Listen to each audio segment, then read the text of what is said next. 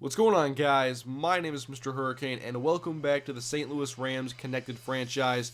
This is the edited version of the offseason, which I streamed last week. I apologize that it's taken me so long to put this video together, but I'm here to share you guys the entire offseason, the free agency, draft, and leading up to the preseason, and some signings and moves I made that weren't even in the live stream, so you'll see some new things towards the end. But first up, we are recapping Season 1, which ended with a 10-6 record. We lost in the wildcard round of the playoffs to the New York Giants, and these are the stats for our players. And you're not going to see very many standouts at the quarterback position, running back, or receiver, because, well, Bradford didn't have a great year, and at running back and receiver, we were very much, it wasn't based around one or two guys, really. We started Daryl Richardson for a good chunk of the year, then Zach Stacy for a large portion, and at receiver, we really spread the ball around quite a bit. Austin Pettis, Chris Givens, Tavon Austin, Jared Cook. There's a lot of nice weapons on that offense, and so you're not going to see a lot of guys run away with the stats. And on defense, Janoris Jenkins, Cortland Finnegan, great seasons for them, 9 picks for Jenkins. He was one of our representatives to go to the Pro Bowl, and here is the rest of the NFC team. And for some reason, you can't even play the Pro Bowl anymore. But here is the roster. There's Vikings rookie Cordero Patterson. We had Jared Cook as the top tight end, actually, who didn't have a great season. It was decent, but he beat out Jimmy Graham in voting, which is pretty surprising. Jake Long goes, who had a good year. He only allowed a few sacks. And then Roger Saffold, our right tackle, went as well. Chris Long, of course, is going to go 29 sacks, destroys the sack record. Yeah, things were crazy last year with all the scrambling quarterbacks that ran into sacks and the sliders getting those right. But a couple more guys on this list, and those are Janoris Jenkins at cornerback, and our kicker, Greg Zuerlein, which makes it 7 Pro Bowlers from the St. Louis Rams in year 1 of this franchise. A little bit more to wrap this up. We have the annual awards, Offensive Rookie of the Year to the AFC. That goes to Bills quarterback E.J. Manuel, and Defensive Rookie of the Year. I'm not sure this has ever happened. A second-year player wins Rookie of the Year. I'm not sure how that happened, but it did. Moving on to the NFC, we have our own Zach Stacy taking home Offensive Rookie of the Year in the NFC, along with T.J. McDonald, who quietly had a very good year for us with like 70-plus tackles, 3 picks. But both Offensive and Defensive Rookie of the Year in the NFC go to St. Louis Rams. And now we have some league leaders, and Marshawn Lynch ends up breaking 2,000 yards as a runner. And at receiver, we have Wes Welker becoming the first player in NFL history to have over 2,000 yards receiving in a single season. Slot receivers dominate those stats. Moving on to defense, of course, Chris Long, #1 in sacks, but 3 other guys had 20 sacks or more, and Janoris Jenkins led the NFL in interceptions. Now we will actually move on to more of the off-season activities, and scouting is something I always put off until either we're out of the playoffs and out of contention, or the end of the season. In this case, it was the end of the year, and I did make my own draft class and imported it, which I will also do for Season 2. I have not gotten around to that yet, but I will. And I made sure that certain players were in this class, like Teddy Bridgewater, Johnny Manziel. I made them seniors, so they had to go out into the draft. And this is a very impressive quarterback class, and I know that not everybody that watches this series are big fans of Sam Bradford, and I shared my plan in the live stream, which was to take a quarterback somewhere near the 3rd or 4th round so they could be the backup of the future, and if Sam Bradford does not work out in the long run, somebody who could have a chance to become the player that we wanted Sam Bradford to be. But Bradford has a huge contract. Do not expect me to cut him anytime soon. He's got like a $20 million cap number in a couple of years. It'd be so much dead money. So I scouted a lot of quarterbacks. Derek Carr, Marcus Mariota. I was really excited about Mariota and the prospects of a dual threat quarterback, but his arm strength and speed were not where I wanted them to be. And that really disappointed me because I really wanted to take Mariota if his speed and throw power were a little bit higher. And there were a lot of really good players in this draft that there weren't big needs. Like there was DeAnthony Thomas, the speedster from Oregon, Marquise Lee. We have some good receivers, not #1 caliber maybe, but we have a decent crew of receivers. And there's also Sammy Watkins. But there were some holes we had to worry about. We have 2 first-round picks this year thanks to the RG3 trade. And I thought the biggest holes on the team were at guard and safety. So that was kind of the plans. Early in the draft, I like to go for needs first and try to take safe picks. And obviously this is my first offseason with the Rams, so I haven't had a bunch of time to sculpt this roster and tailor it to the way I want it to be in a few years. So over time, you'll see me maybe get splashy and take some more chances, but right now it's all about establishing the core of players that I want going forward. And now is the time to see some of the new players that are going to be St. Louis Rams. Out of all these players with expiring contracts, not one of them was intriguing enough to me to actually re-sign to a longer deal. Even let Darian Stewart walk just because I thought we could get a decent safety to replace him, and we have 2 first-round picks, so that was kind of the plan. And you can see some of the retirements around the league: Reggie Wayne, Peyton Manning. There are some new coaches for a few teams, including the Vikings, the Jets, the Texans, and the Cowboys. And now we're going to see some players get signed, and I was surprised to see we only had $10.9 million in cap room, and it makes sense after the huge contract Sam Bradford has, and prior to this year, the Rams gave big money to Jared Cook and Jake Long. So looking forward to the future, with all these first round picks thanks to the RG3 trade. It's going to take a little bit of strategy to get the cap the way I want it and to keep all the players that I want to keep. So we couldn't be super aggressive in free agency. Only $10.9 million in cap room, but there was one player I knew I had to have, and that was Ben Tate, the running back. We had a rocky situation at halfback this year. Fumbling was the main issue. Zach Stacy was great when he wasn't fumbling the ball. And yes, I see the contract here. I did overpay to get Ben Tate. I wasn't sure if another team could jump into the fight and maybe run up the contract anyway. So I did overpay a bit, especially for our little bit of cap room. But Ben Tate was given a contract offer, and I couldn't see a lot of guys that really intrigued me. There are better free agents this year than in Madden 13, I believe. I never really saw stuff above 90 last year, but I really couldn't target those guys, and here are the largest contracts on the team. And there's just a lot of really big money on this team. I didn't really realize that Harvey Dahl was making so much, Scott Wells. Obviously, Cortland Finnegan got signed a couple of years ago. The Rams have been spending in free agent, but we have a couple cap casualties, guys. We have a $2 million penalty to free up $4.4 million in cap room by cutting veteran center Scott Wells. It was time to find a replacement for him anyway. And then I just wanted to see what was available at cornerback. A couple guys that intrigued me. Sam Shields, the Niners wanted him. Alteron Werner from Tennessee, even Aqib Talib, the Vikings were interested. But I decided to give a contract offer to Alteron Werner. It was within our budget. And I wanted another good cornerback because there was another move that I wanted to make in the secondary. I'll get to that soon. At guard, need another player at least for depth because I let Chris Williams walk, so Ramon Harewood, pretty cheap contract offer there. And we do get Ben Tate, 4 years, $16 million, about the same money that Reggie Bush got last year from the Lions. And for just a little bit more money, the Niners got Sam Shields. So I was kind of worried about them getting him because Sam Shields is a good cornerback, very fast. And now we get to play against him twice a season. Some more minor moves around the league being shown right now. There are some more rounds of free agency to get through, so you're not going to see all the big names go at this time. But another guy, Everson Griffin from the Minnesota Vikings, was unsigned, and so I was going to take clear advantage of taking a very talented pass rusher. Even if he's going to be a backup, I can find a spot to play him. And on that pass screen, you can see Sean Lee is now a New York Jet, and Akeem Nicks has gone to the Oakland Raiders.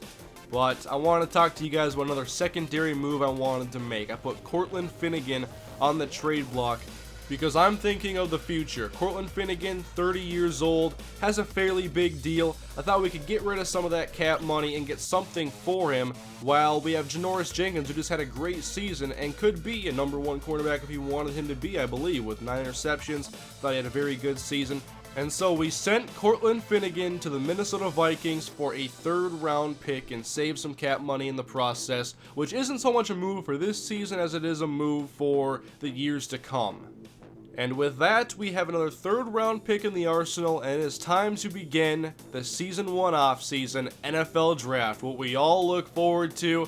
It's my favorite part of the offseason, and it's time to get started. New York Jets on the clock, #1 overall pick. What are they going to do? They take Austin Seferian-Jenkins, a tight end, for Geno Smith to throw to, at tight end #1 overall.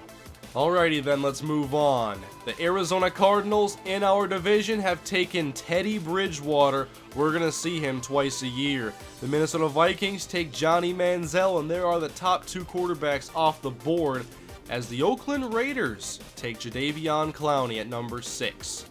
We did not pick until later in the first round. We had 2 picks, 18 and 25. The Redskins did a little bit better than I had hoped with that first round pick status. And Marquise Lee, the number 1 receiver available, goes to the Denver Broncos, who traded up to get him. And I think they have enough receivers, and they got another one.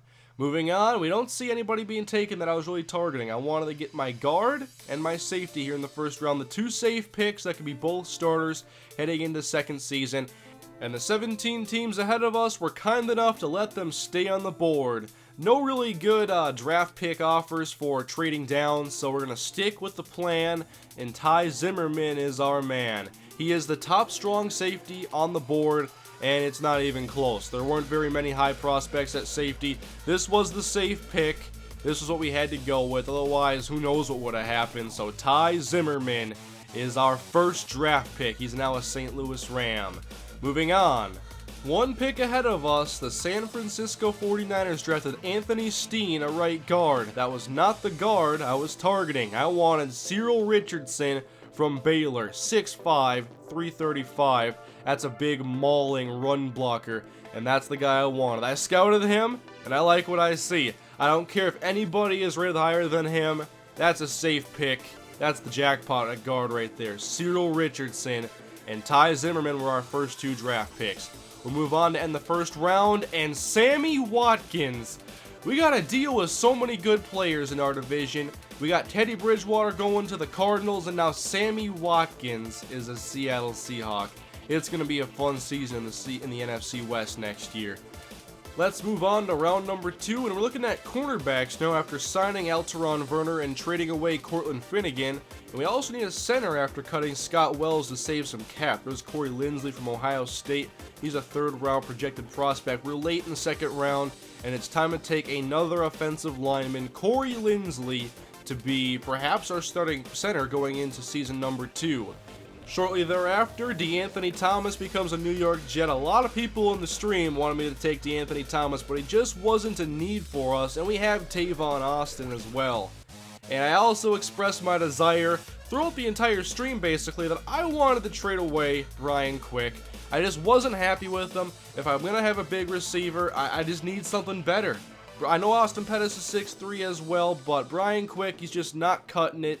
The Jaguars wanted to draft a fullback instead of trade for him and swap thirds with us, so it was so hard to find a suitor for Brian Quick. So we'll take our 3rd round pick. We have 2 of them now, and Chris Davis from Auburn. He'll be our starting field goal return man, guaranteed. Time for our 2nd 3rd round pick, and this is quarterback territory that I was talking about. A lot of guys were on the board: Jordan Lynch, Marcus Mariota, but a couple guys that I scouted that really stood out, and I wanted to once again go safe.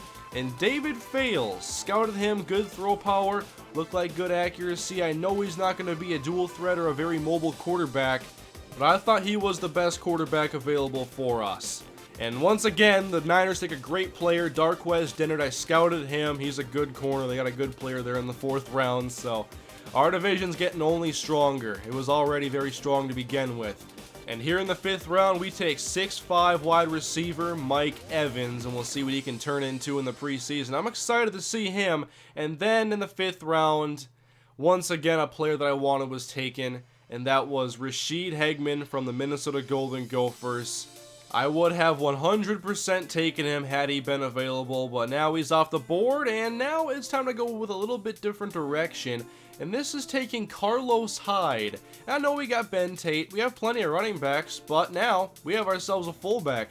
To the 6th round we go, and top on the board, Corey Nelson, a 3rd round prospect, has slid, and we need an outside linebacker. I chose not to re-sign Will Witherspoon, and we're going to take a shot at this outside backer. We're going to need someone to make an emergence in the preseason to start next to James Laurinaitis and Alec Ogletree.